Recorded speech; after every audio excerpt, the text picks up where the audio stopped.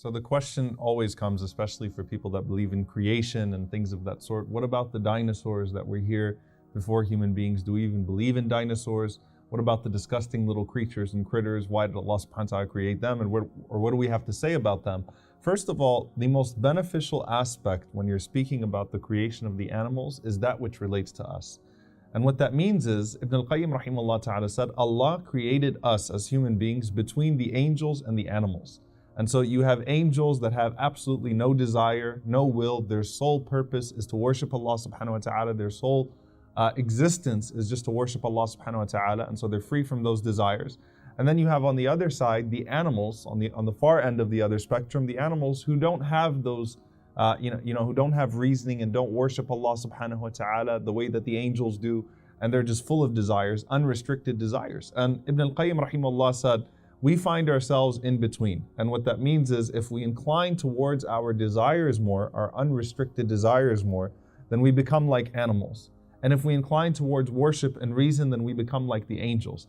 And in fact, as human beings, we have the potential to be better than the angels, as we'll talk about, when we choose to worship Allah subhanahu wa ta'ala and when we choose to use our reason and our intellect in a way that pleases Allah subhanahu wa ta'ala. And we have the potential to be worse than animals, because the animals are not held accountable because of the missing reasoning and things of that sort.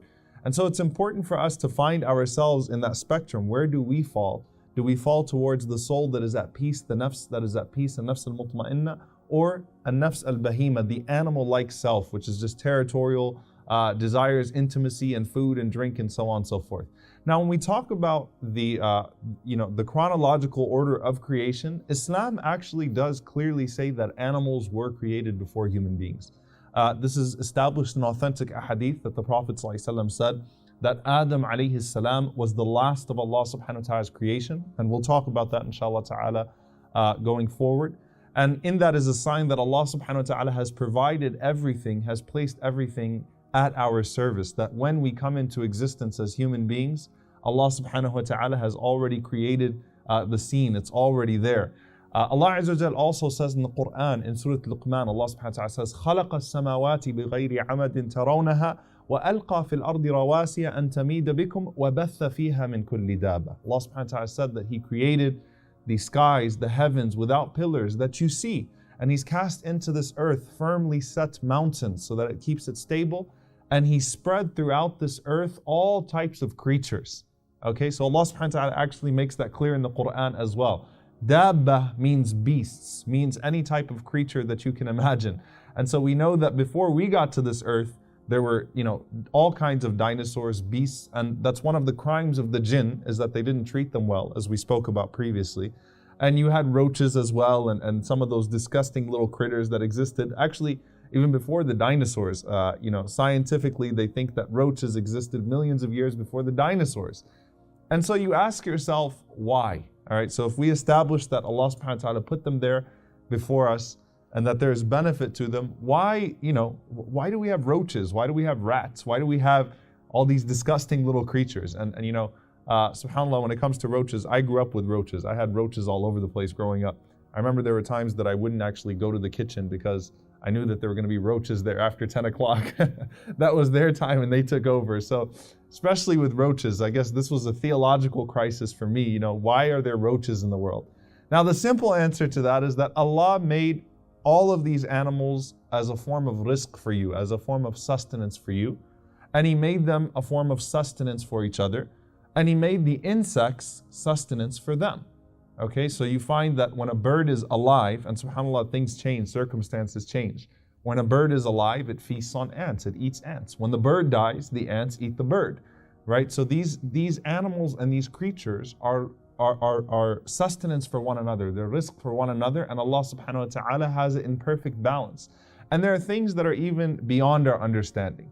So when it comes to the roaches, their most powerful role in the ecosystem, of course, is decomposing. And we don't really see that, but they pick up dirt. There would be a lot more dirt in the world without them. They eat rotten foods and they eat decaying material. And through their waste, it's put back into the soil and it's made beneficial and bacteria is cleared and so on and so forth. Meaning, subhanAllah, that even those things that to us are simple, are nuisances, there is a purpose. They play a greater role in this balance that Allah subhanahu wa ta'ala has created. Al-Mizan, the way that He's made everything just and balanced in His creation. There is a role for everything. Allah subhanahu wa ta'ala didn't create a single insect, a single animal without purpose.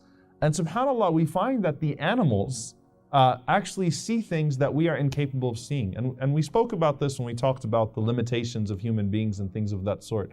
But you'll find, the color spectrum even, that there are some animals that subhanAllah, it's not even the distance of sight. When they look at something, our color spectrum is far more limited than them, meaning they're able to see light and they're able to see different colors that we wouldn't even know existed, even though they'd be looking at the same surface. And the reason why I bring that up is that the Prophet ﷺ mentioned that they are able to see things of al-ghaib, of the unseen, that as human beings we're not able to see.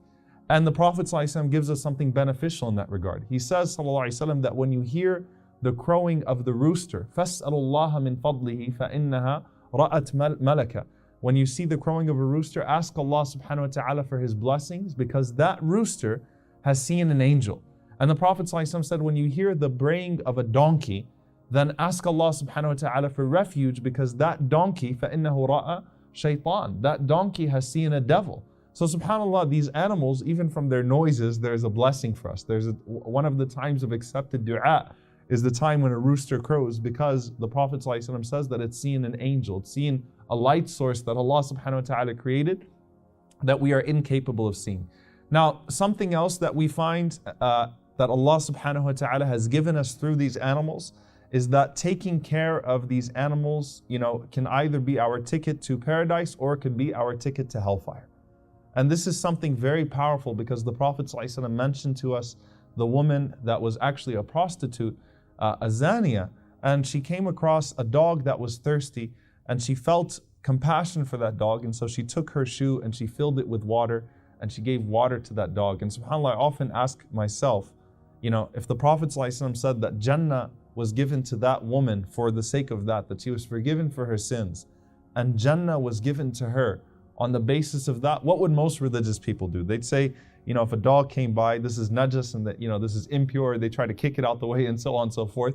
But Allah subhanahu wa ta'ala gave this woman Jannah for giving water to a dog. And Allah subhanahu wa ta'ala gave another woman hellfire because she imprisoned a cat, as the Prophet ﷺ said, not allowing the cat to fetch its own food or drink and not giving it any food or drink. And so these are sources of rahmah for us. They're sources of mercy. They could be our ticket to paradise. And as a believer, I should look at it in an optimistic sense. And I shouldn't think to myself at any moment that there are many human beings that are dying today. Why should I even be worried about the animals? Because the Prophet ﷺ was concerned about the birds. Even on the way back from a battle, Rasulullah ﷺ heard the complaint of a bird whose egg was taken from its nest. So the Prophet ﷺ actually stops the companions and shows compassion to those birds. So there's no point in life where we should stop caring about the animals, where it becomes an either or thing. Islam teaches us that, the earth will testify for us or against us. What about the animals? And of course, what that means is we should be even more kind and considerate towards human beings and things of that sort. Now, there are certain interesting facts that the Messenger ﷺ mentioned to us as well about taking care of certain animals and the effect that it has on our personalities. Scientifically, taking care of certain breeds, brings a sense of compassion. It nurtures compassion in a human being. Cat owners tend to be more sensitive and compassionate, and that's why you find Abu Hurairah radiallahu ta'ala anhu, the sweet personality, maybe that had something to do with it, the way that he was with cats. And the Prophet ﷺ told us about the different types of animal breeders and the personality traits that they might develop. So he said ﷺ that there will come a time when the best property of a man will actually be his sheep. And what he's talking about ﷺ is in the time of fitan, of great tribulation, that the safest person is the one who can take his sheep, just take some sheep with him and go to a place where he's free from all of that corruption and all of that tribulation. So it's actually a form of rizq for him particularly, it's a form of sustenance for him particularly in a time of fitna. And he said ﷺ that you tend to find pride and arrogance amongst the owners of horses and camels. So he said those Bedouins that are busy with the camels and the horses, they don't have time for their deen, they don't have time for their religion. While he said that humility and gentleness are the characteristics of Ahlul Ghanam, the people that own sheep, the shepherds of sheep. And the Prophet ﷺ, of course, told us that all of the prophets at one point in time were shepherds. Rasulullah ﷺ, his first career was as a shepherd. Now, the last thing that we take here, and I get asked this question all the time about animals, is can I have my pet in Jannah? Can I have animals in Jannah? Or is it that we just go to Jannah and there are no more animals? Because some people develop a great sense of attachment to animals. Now, obviously, they are free from, from accountability, eternal accountability. So they don't have Jannah and Nar, paradise and hellfire, in that sense. However, Abu Ayyub al-Ansari radiallahu anhu, he narrates that a Bedouin came to the Messenger sallallahu alaihi wasallam and he said, Ya Rasulullah, O Messenger of Allah, I love horses. Will I get to have horses in Jannah? I love horses. Do I get horses in Jannah? And the Prophet ﷺ said, if you are admitted into Jannah, utita bi farasin min yaquta, you'll be given a horse of rubies.